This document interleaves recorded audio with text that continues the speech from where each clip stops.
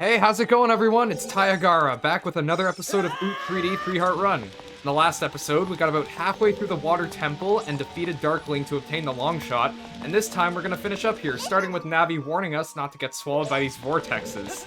What you want to do is jump into this river and not actually equip your iron boots, though I do recommend hovering over them, just to be safe, because coming up here we have some vortexes that, you know, if you walk on by, you'll actually start slipping on the slope and get pulled in. But you want to pull him out right here just to grab that Skulltula real quick. The next you want to take him off and keep moving. You can fight the currents. Link's a strong swimmer, don't worry. You want to make your way for this corner here because inside those pots, well, one of them at least, there's a fairy if you need it. So just show that off there. Also some arrows for me. Next you actually want to pull out the iron boots and slowly make your way across here to this ledge. Climb up on top. Next, pull out your bow and arrow for the Zelda rule of thumb so that we can open up that gate there. And then quickly long shot onto the treasure chest there.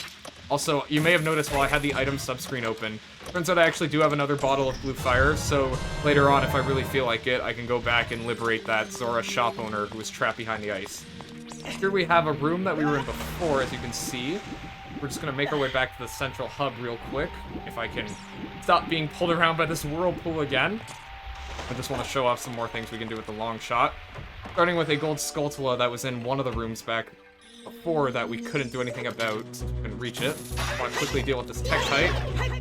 Of course, take him on 2 slashes, very nice. I'm gonna ignore Navi because I know what she wants to say to me and I'm not here to listen.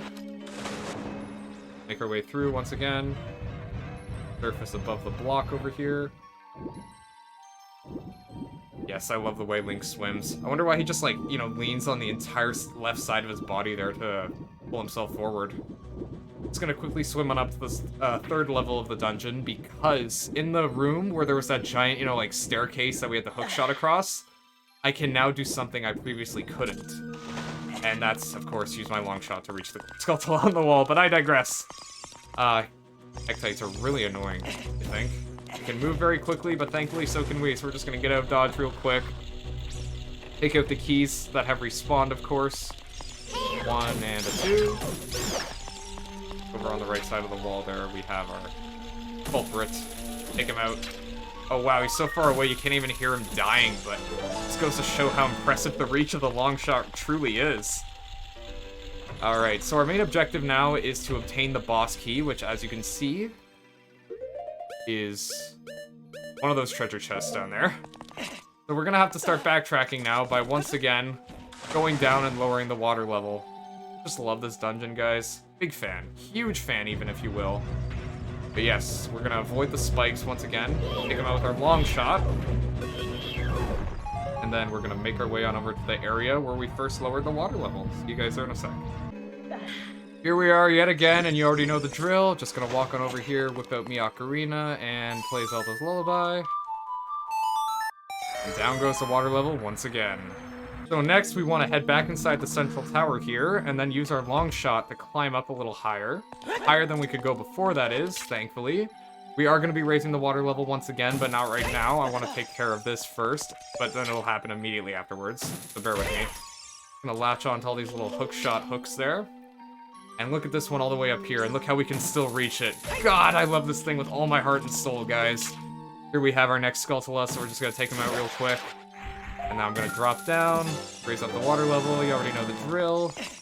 I'll be right back with you guys in a second there. Alright, let's keep this up now. The water level has risen once again. Now we're gonna head on outside and take care of something we couldn't do before. Or rather, we got started on it last episode, but we couldn't finish it off. Now that we have the long shot, what I want to do is head onto the southern side of the room here. Here are the Tektites coming down. Perform the Zelda rule of thumb, of course, and then latch onto that hook over there, which we could not previously reach. And just make a quick break through. And you guys remember the block puzzle with the giant, this thing? Well, here it is. I push it aside now, and make our way forward towards that chest, which will, of course, contain a small key. So let's just grab it real quick. Awesome. Alright, just gonna slash up in these pots for some green rupees, and I will see you guys at the next water raising station. Sound good? So next you want to head on over to the northern side of the central room here and drop down using your iron boots to an area that we could previously access but we couldn't actually do anything about without the long shot. So what you want to do is walk into this wall here, turn around, and then hook shot onto this hook up here. Then turn around and hook onto the one above the door over there. And head on through that locked door, of course, with one of our 2 small keys. Now in this room up ahead, we've got 6 Tektites, 3 vortexes, and a boulder that comes rolling across every now and then. So what you want to do is just not even worry, honestly, just head straight. You don't even have to deal with the Tektites. You can just stand here comfortably, use your long shot, and then walk through the door. Now there are 2 more lying in wait, but they're not even a hassle at all. Next, we've got a room with a giant block puzzle once again, and a couple stingers returning from Jabu Jabu's belly. So I'm just going to quickly deal with these guys. Then I will speed up and play music as I do the block puzzle, so you guys don't have to sit through that. Sound good? Cool.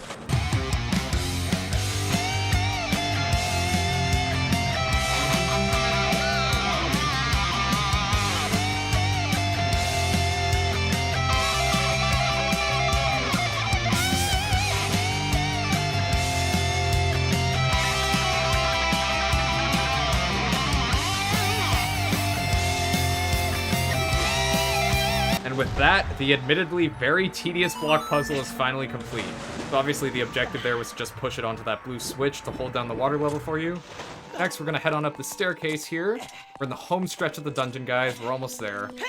I hope those of you who are experiencing the water temple for the first time through me are actually enjoying what you're seeing, because it's honestly a pretty cool dungeon once you get past the monotony of always, raising and lowering the water levels. Gonna hop into the second geyser here, land there, roll past the Tektites and not even have to worry about fighting them.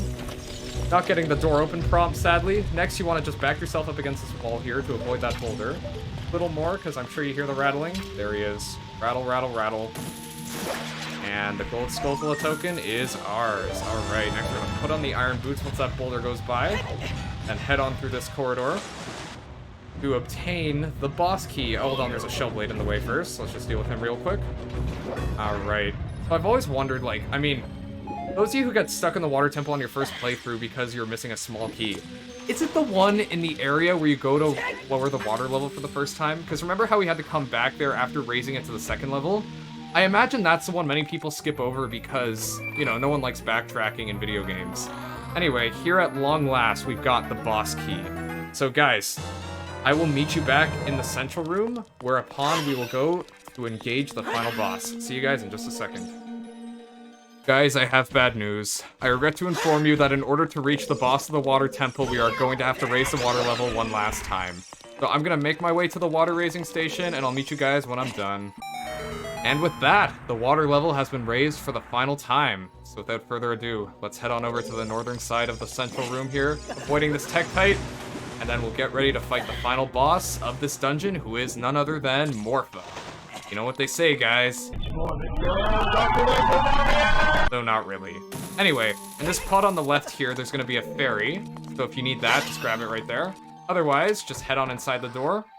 And here we have quite possibly the worst room in the entire game. I truly have no idea why this is here. It is not testing anything you've learned in the dungeon, so it serves no purpose. It's just really annoying. What you want to do is just run up this slope here and avoid those spikes. Can I do it on my first try?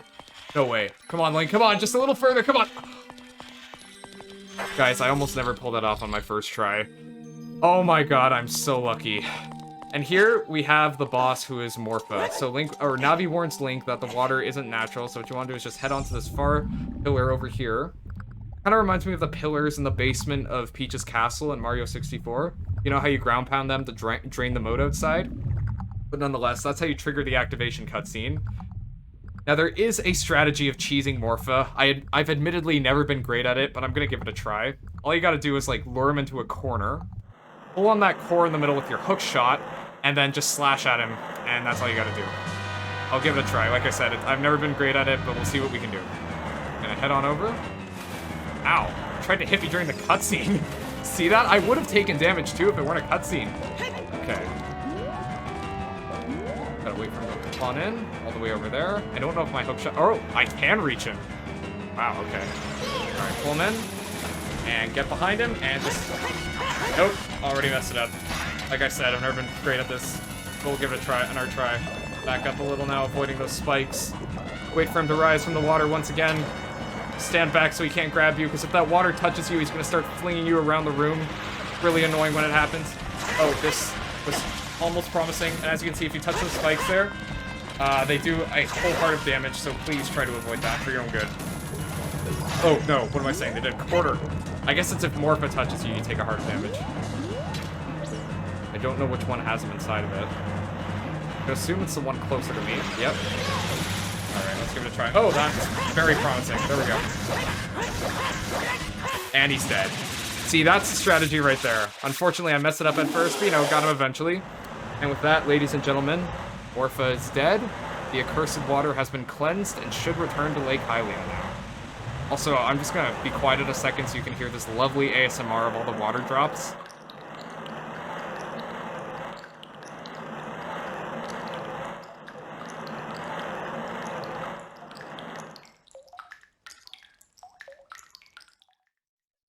Isn't that soothing? And with that, the final droplet falls down and becomes the blue portal out of here. Now, for those of you who want the heart container, it is right here, between these two. Otherwise, you just want to head to the center of the room to reach the blue portal out of here. Let's step into it and see what the water sage has to say to us.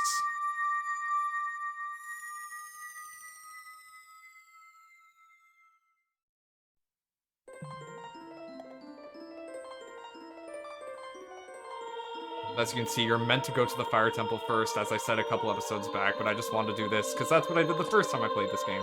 Anyway, here's Ruto. Surprise, surprise, she's the water sage.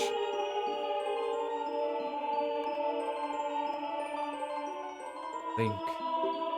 I would have expected no less from the man I chose to be my husband. Dora's domain and its people will eventually return to their original state. Even if we got married at this age, it would still be child marriage because we're 16. As a reward, I grant my eternal love to you. Well, that's what I want to say, but I don't think I can offer that now. I have to guard the water temple as a sage of water. And you're searching for Princess Zelda? Ha, you can't hide anything from me. Princess Zelda, she's alive. I can sense it. Don't be discouraged. I can tell that nothing will stop you in your quest for justice and peace. You must take this medallion. Take it respectfully. So if that was the engagement ring, I guess this is our wedding ring right here. The second, or the third coin in our cool coin collection is my wedding band. How lovely. I like the color blue though, look how nice it looks. Oh yeah. We have obtained the water medallion. You receive the water medallion. Ruto awakens as a sage and adds her power to yours. If you see Sheik, please give him my thanks, okay? Got it. Hope to see Sheik again. I mean, he's got to teach us the entrance melodies to the other temples, you know?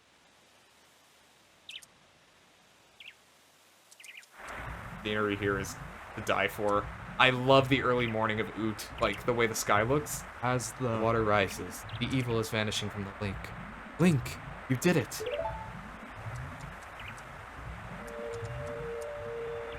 Hey, Sheik. Had a feeling I'd run into you. Or not really, I looked rather surprised there. Ruto wanted to thank me? I see. We have to return peace to Hyrule for her sake too, don't we? Look at that, Link. Together, you and Princess Ruto destroyed the evil monster. Once again, the lake is filled with pure water. All is as it was here. Oh, scenery, guys. Oh, it's so pretty. I love it so much.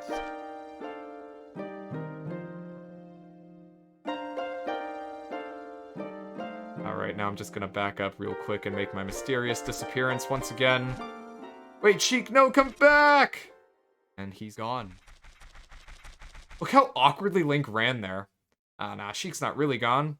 Just chilling at the top of the tree up there. And dive into the water. I imagine that's the inspiration for Sheik's down B in Smash 4 and Ultimate. It's called Bouncing Fish.